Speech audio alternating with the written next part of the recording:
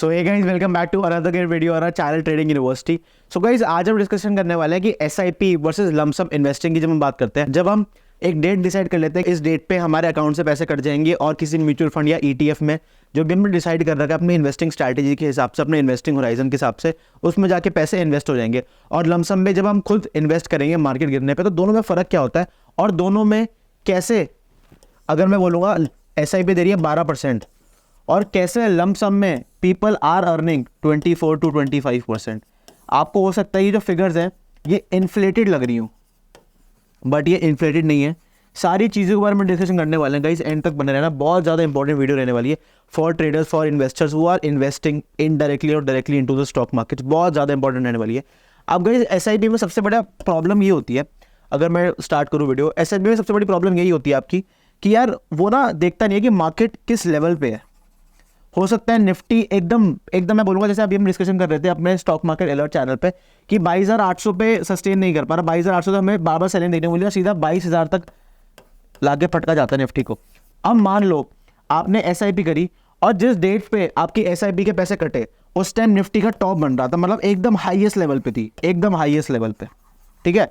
और आपको पता था यहाँ से तो गिरनी ही है, आपको खुद पता था, मतलब कहीं ना कहीं हायर हाई निफ्टी ने बनाया हुआ था। और आपके जो एसआईपी के पैसे थे वो इस टाइम जाके इन्वेस्ट हो गए, अगर मैं बात करूं आपके म्यूचुअल फंड में। अब होगा क्या, मार्केट आएगी 22,500 तक, 22,000 तक, और आपके जो पैसे हैं ना वो रिटर्न कुछ नहीं दे रहे होगे, बल्कि आप लॉस में बैठे होगे। बट आपकी गलती क्या थी? आपकी गलती ये थी कि आपने डेट फिक्स कर रखी, यार इस तारीख को मेरे अकाउंट से इतने पैसे कट जाएंगे।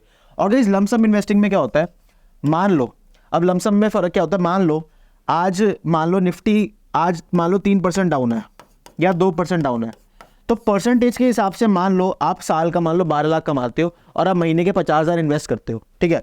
मतलब आधी सैलरी आप म्यूचुअल फंड में इन्वेस्ट करते हो, ठीक है। अब मान लो 1% गिरने पे आप 15,000 डालते हो, 2% गिरने पे आप 30,000 डालते हो, ठीक है। और मान लो दोस्तों 3% गिरने पे आप डालते हो 45,000 रुपये। तो आप मुझको एक चीज़ बताओ, जितना ज़्यादा निफ्टी करेक्ट होगा उतनी अच्छी एवरेजिंग, जितनी ज़्यादा करेक्शन आपको इंडेक्स में देखने को मिलेगी, उससे होगा क्या, उतनी अच्छी एवरेजिंग आपको देखने को मिलेगी आपके म्यूचुअल फंड की, किसमें, एनएवी में। एनएवी क्या होती है? NAV is net asset value, ठीक है। जैसे हम ईटीएफ का प्राइस होता है, स्टॉक का प्राइस होता है, वैसे ही जो म्यूचुअल फंड का प्राइस होता है it is calculated by NAV. जो म्यूचुअल फंड का प्राइस होता है उसको एनएवी कहते हैं। अब एक चीज़ देखो, जब हमें पता है जैसे मार्केट में मान लो बहुत अच्छा बुल रन चल रहा है और आपके जो पैसे हैं ना, पता है वो कब इन्वेस्ट हो रहे हैं, हायर हाइस पे इन्वेस्ट हो रहे हैं, ठीक है। आपके जो पैसे हैं, आपका जो पैसा है वो हमेशा इन्वेस्ट हो रहा है हायर हाई पे, और हमेशा वहाँ से फॉल आ रहा है निफ्टी में, तो आपकी एवरेजिंग बहुत ज़्यादा गंदी होगी। तो काफ़ी बार होता क्या है, जो डेट होती है ना एसआईपी की बहुत ज़्यादा मैटर करती है, तो इसलिए आई डोंट सजेस्ट, मतलब मैं एसआईपी किसी को सजेस्ट नहीं करता। Lump sum is the best type of investing, but इसमें गड़बड़ क्या होती है, आपको थोड़ा बहुत एक्टिवली ट्रैक करना पड़ता है। बेस्ट ये रहता है कि भैया अपना 2:30 बजे का अलार्म लगा लिया, अपना 3 बजे का अलार्म लगा लिया कि यार मार्केट बंद होने वाली है, अब देखता हूँ आज कितनी बढ़ी हुई है, गिरी हुई है। अगर बढ़ी हुई है तो पैसे नहीं डालने, अगर गिरी हुई है तो अपना 1%, 2% और 3% इन्वेस्टिंग का जो रूल है वो काम करेगा। तो इसमें होता क्या है, आपने पैसे डाले हमेशा हायर हाइस पे, ठीक है, तो आपकी एवरेजिंग बहुत खराब है, पर आपको डालने चाहिए पैसे हायर लोस पे, ठीक है। जब गिर रही है, जब मार्केट में आपको फॉल देखने को मिल रहा है ना, तभी पैसे डाल दें, तभी करना है इन्वेस्ट, वरना नहीं करना। बढ़ने जा रही है, बढ़ने तो 1% डालता होगा, कोई दिक्कत नहीं है। एक बार एक सिस्टम बना लो, एक रूल बेस्ड इन्वेस्टिंग का सिस्टम फॉलो कर लो, जो मैं बोल रहा हूँ उसको आग बंद करके कर लो। मतलब मैं आराम से बोल रहा हूँ, आपको जो चीज़ बता रहा हूँ ना, 10-12% अगर एसआईपी आपकी दे रही है, कि कब 22-23% निकलने लग जाएगा आपको पता भी नहीं चलेगा, ठीक है। और गाइस इसी को पता है क्या कहते हैं, इसी को आपने मेरे को किसी ने कमेंट भी किया था कि सर अल्फा रिटर्न पे वीडियो चाहिए।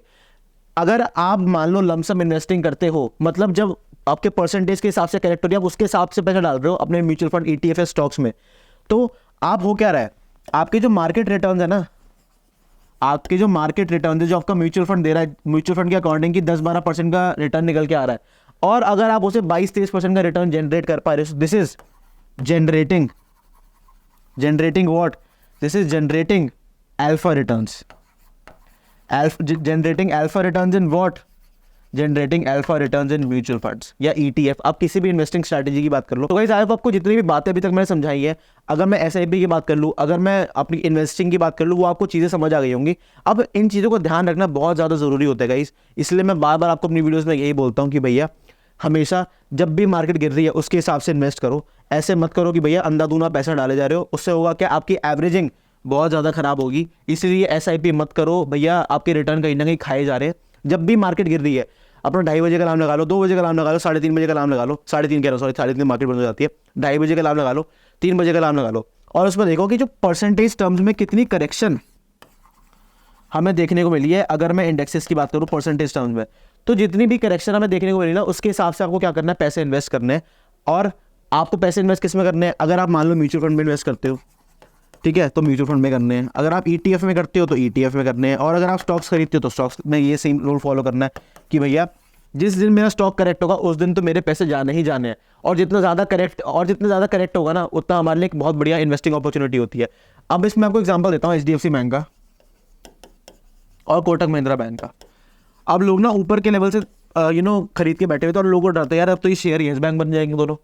भैया बैकबोन है ये कंट्री की, मतलब बिल्कुल बैकबोन। अगर इनको कुछ हुआ ना, सो इकोनॉमिक क्राइसिस आ जाएगा इंडिया में। क्या आएगा इंडिया में आएगा क्राइसिस, इकोनॉमिक क्राइसिस, ठीक है। सो अगर ये शेयर करेक्ट हो रहे हैं, अगर भाई Nifty 50 top companies, blue chip companies जिन्होंने सालों साल पैसा बना के दिया अपने इन्वेस्टर को, वो करेक्ट हो रही है, तो भैया एवरेजिंग अच्छी करो ना अपनी। सबसे ज्यादा मोटा पैसा बॉटम पे डालो ना, जितना परसेंट करेक्ट हो रहा है। अब 10% करेक्ट हुआ था कोटक का शेयर, तो आपने पैसे क्यों डाले? उसके बाद 5% दोबारा करेक्ट हुआ था, तो आपने पैसे क्यों डाले? भैया पैसे डालने हैं, सबसे मोटी इन्वेस्टमेंट आपकी इस टाइम जानी चाहिए, क्योंकि होगा क्या, अब आपकी जो एवरेजिंग होगी वो नीचे के लेवल्स पे होगी। तो जब शेयर ऊपर भागेगा ना, तो आपके सारे लॉस रिकवर करते हुए जाएगा, क्योंकि अब जो हमारी एवरेजिंग है, अभी जो से प्राइस चल रहा है वो नीचे की है, तो हमारी ओवरऑल प्रॉफिटेबल हो चाहिए, क्योंकि भैया यहाँ पे भी तुमने क्वांटिटी ऐड करी है अभी तक की सबसे मेजर। सो गाइस इसीलिए जो कॉन्सेप्ट होता है ना SIP वर्सेस लमसम इन्वेस्टिंग का, बहुत ज्यादा इंपॉर्टेंस रखता है, मैं बोलूंगा स्टॉक मार्केट में। यार मैं इसलिए बार बार सबको बोल रहा हूँ यार, 1%, 2%, 3% अगर करेक्ट हो रहा है तो आपको पैसा डालना ही है।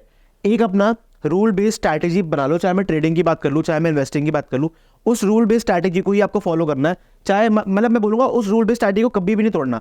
अगर आपके पैसे नहीं बन रहे तब भी नहीं तोड़ना। अगर आपको दिख रही है ना मार्केट ऊपर जा रही है, बट हमें तब भी कुछ नहीं करना। अगर हमने इन्वेस्ट नहीं कर रखा, हमें हमेशा फॉल पे पैसे डालने हैं। जब सब बेच रहे हैं तब खरीदना